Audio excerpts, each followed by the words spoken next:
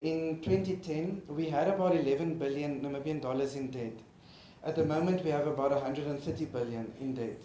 So that means since 2010, our government has been borrowing $29 million every single day, including weekends. And I mean, I think that's a sizable amount. 29 million every single day for the last 12 years, sorry. And obviously, we would want to know where is this money going, because it is sizable amounts that we are talking about, given our small economy and given our small population. Klein believes that government debt is not being spent productively. Our debt has been growing at much faster rates than our economy. So that tells me that most of the debt is being used for consumption purposes. And this is worrisome because at the moment, you have between 3 and a 27-year government bonds that you can invest in.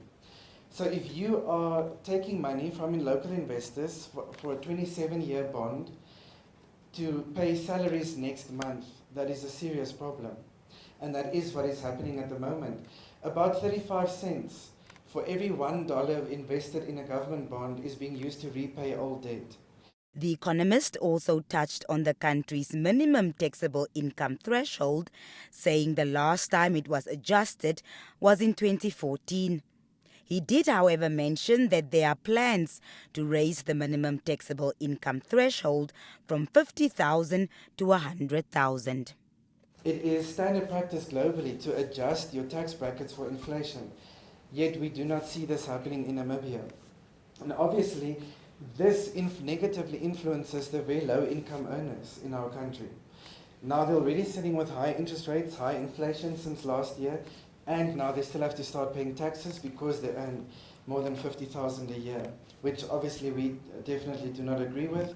He also said poverty in Namibia is not reducing, as more people often have to go without food, water, medical care, cooking fuel, and cash. Current poverty rates are exactly what they were in 2008. So all the poverty reduction gains that we've made in our good economic booming years before 2015 have been completely wiped out. And the other problem is we're still sitting with the same proportion of our population in poverty, but we have a much bigger population now than we did in 2008.